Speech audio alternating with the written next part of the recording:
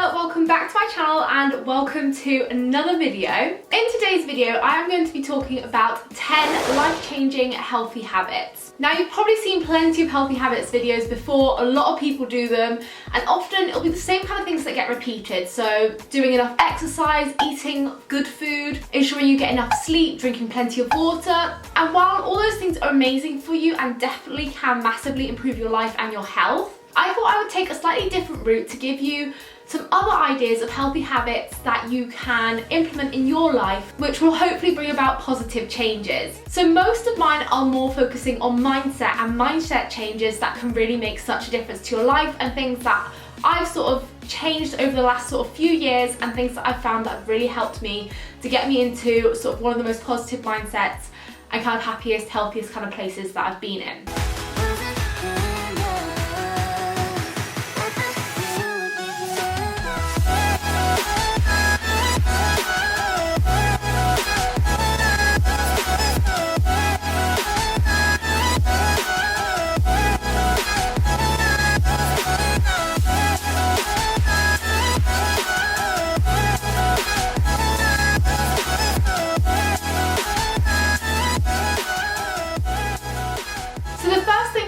Is healing my relationship with food. If you've watched me for a while or you follow me on Instagram, then you'll know that I basically suffered from an eating disorder. And like I said before, eating plenty of healthy, nutritious food and doing plenty of exercise can all be great and really beneficial to your health. However, if your mindset isn't in the right place and you don't have a healthy relationship with them, then it can actually become harmful. So learning to, yes, eat plenty of healthy, nutritious food, do regular exercise is all very well, but also knowing how to use it to your advantage, and don't become obsessed with it, not becoming very particular about every single little thing that you eat, and not restricting yourself in any kind of way is so important to actually living a long, sustainable, kind of healthy lifestyle. The second thing is learning to not compare myself to others and learning to support them instead. It's so easy, whether it's with people who you know at work, at uni, at school, or even on social media, to compare your progress to theirs. But when you do that, all it will do is put you down. If they've achieved something that's slightly better than what you've managed to achieve, it will make you feel worse off about your achievements, even if it was something you were super proud of to begin with. So instead, in those moments where you're thinking about what are they doing compared to what I'm doing, instead of thinking about it as a reflection of yourself, instead support them, congratulate them for what they've done. Instead, putting that positive energy out there will make you feel so much better about yourself, instead of putting you in that downward spiral of comparing yourself to them and only sort of starting up negative thoughts. The third thing is always looking for the positive in every situation. I'm generally quite an optimistic person. However, we all have those really down moments, or especially now more than ever with the last year that we've had, it's very easy to get caught up into negative thought patterns and view everything as a negative. However, learning to look at the positive in every situation, no matter how bad it is, always trying to find even just that small thing that maybe gives you some kind of hope, or gives you some kind of joy, or just some kind of pride out of something that's come out of that situation, it can massively help you deal with that situation better. So, for example, I mean, considering everything that's happened over the last year, yes, we've been in multiple lockdowns. It's been a horrible situation, and definitely I'll be happy to see the back of it. But thinking about the fact that maybe I've had more time to work on myself, I've had time to connect with more people on social media, on Instagram, I've had time to create an ebook and release an ebook, and focusing on all the positives that have come out of the situation will honestly make you view the situation in a completely different way and make it so much easier to get through. The fourth thing is to always break up larger projects or tasks into smaller ones by creating lists, or whatever kind of method works for you. When you have a big task or big project, whether it's something work-wise or just something that you want to do yourself, whatever it may be, something that you want to work on, it can seem very overwhelming that you can't just push it aside and think, actually, I don't want to do that because there's just too much to do for it and I can't deal with it and I can't be bothered to do that. But when you think about it in smaller, approachable steps, it seems so much more manageable. So breaking that large task into sort of what you want to achieve that week, that'll just get you even the tiniest bit closer to the end goal and the end point. Over time, time, those tiny little steps, they will mount up, and before you know it, you will have achieved the larger thing that you want to do. So actually having a plan and strategy in place can make everything seem so much less overwhelming, and also help you know that there will be an end point and you will actually be able to achieve your ultimate end goal, or you'll actually get that project done or get that piece of work done, and it will happen in the time frame that you want it to happen. Another healthy habit is actually having monthly reflections of the things you've achieved that month. It's so easy to constantly be setting goals, think, yeah, that's that goal ticked off, move on to the next one, and then set goals for the next month. However, when we do that, we don't actually take the time to properly reflect upon what we have achieved and how far we've come. When you actually take a moment to think about what you've done over the last month, if you've got closer to any of your larger goals, it can make you feel so much more sort of enjoyment and pride in yourself because of all the things that you've achieved. And you actually take a moment to properly celebrate them and properly take in exactly what you have done.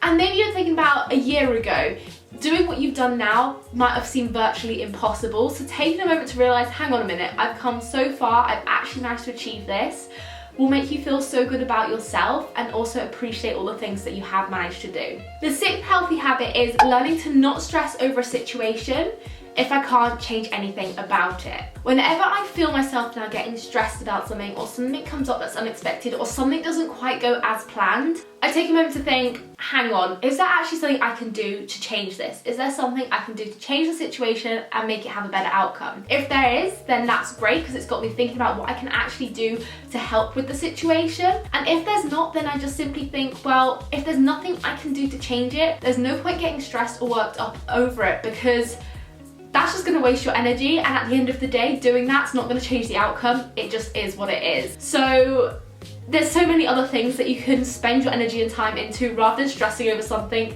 that you literally can do nothing about. The seventh thing is learning to open up more. I'm naturally quite a closed book. In fact, it's actually a Scorpio trait, which I didn't even realize for so long, but it is, and I live up to that. But knowing when there are those moments where maybe you're struggling, or there's just something, no matter how big or small, that you want to get off your chest, learning to just confide in someone, learning to open up about it, honestly can make such difference. Even if you don't particularly need advice, even if it's just you want to vocalize an idea, it can make such a difference. I know a lot of people as well will use journaling for this, just writing down that idea and getting it out there, but sometimes just telling someone else and actually having someone else know about it, or just kind of know what your current situation is, can really sort of get that stress off your shoulders and make you feel some kind of relief, even if it doesn't sort of change anything about the situation. But just knowing someone else is aware of what's going on can really make a difference. So just knowing that there's moments that seem kind of overwhelming, or they're just constantly going over in your head, sharing it with someone else, getting that idea out there and letting someone else know what's going on really can make such a difference. The eighth healthy habit is knowing when to actually take a step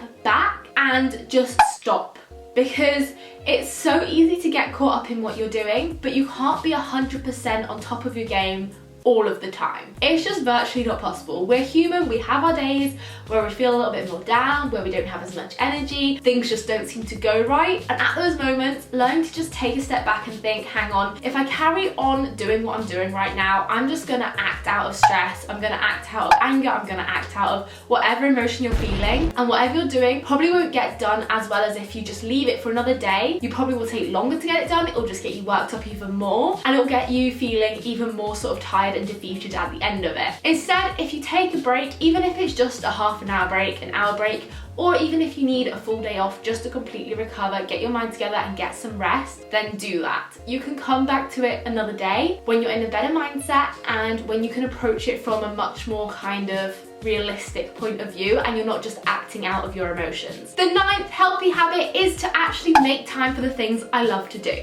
That may sound simple, but when we're busy, when we're stressed and we feel like we have a lot on our plate, our sort of hobbies and little things that we love to do are often the things that get pushed aside because we feel like our work takes over and we feel like we've got too much else that is of more importance that we need to do. But actually, engaging in tasks that you love is so important for your mental health as well. It gives you that mood boosting time, it gives you that rest time, it gives you that downtime, and it makes you feel good. So ensuring you always factor in some time for the things you love, whether it's, so like for me, creating Instagram content and YouTube content, or just taking time out to read a book, getting outside for a walk, whatever it may be, something that particularly you love, makes you feel good about yourself, going to the gym, for example, doing a workout, allow time for that. Even if it's just 20 minutes a day, it can make such a difference to your mood. I know I definitely in the past used to do that, where if I had loads of work to do, I'd think, right, I need to just get through the day, do all this work, go to sleep, wake up, repeat, go to sleep, wake up, repeat, and I'd just be in a vicious cycle of doing that. However, over time it can actually just make you feel worse, because when you're constantly doing that, you feel like you're missing out on the things that you really want to do, and it just makes you feel even worse when you're sat doing all that work. It makes it harder to get it done, because at the back of your mind you're always thinking, I'd rather be doing this, which I mean is the case for most of the time when I'm sat doing work. There are things I'd rather be doing,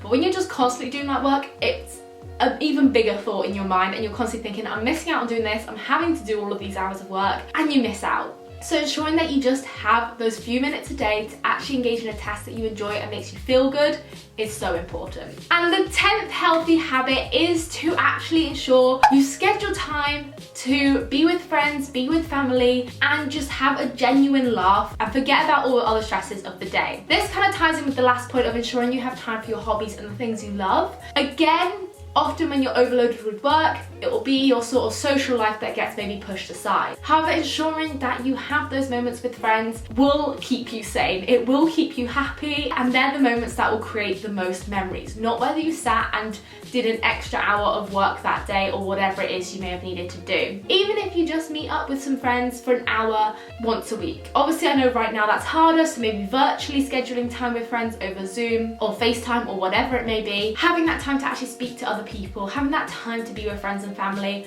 virtually be with them in reality, whatever it may be, is so important again for your mental health. It really is all about striking that perfect balance between your social life, your work life, your own downtime. That can make all the difference. And finding that balance will take time and does take a lot of practice, and I'll still have days now where I don't have that balance, where you'll feel more stressed than others and everything all goes a little bit pear-shaped. But like I said, we are human and that will happen. But working on that over time, you'll begin to learn more about how to break up your time and how to really find a good balance of everything. So that was my 10 healthy habits. Let me know if there's any of these that you may start to incorporate in your own life, or if there's any of these that you already do. Let me know what some of your healthy habits are down below in the comments, whether that be mental, social, things that you just do in terms of your more typical health and fitness as well. Let me know all of that down below in the comments. If you have enjoyed this video and found it useful, be sure to smash a big thumbs up, as well as clicking on that little red subscribe button down below if you're new to my channel, as that would mean so much to me if you could do that. Don't forget there's also that notifications bell too that you can tap on so you're notified whenever I upload, and I'll be sure to see you very soon with a brand new video. Bye!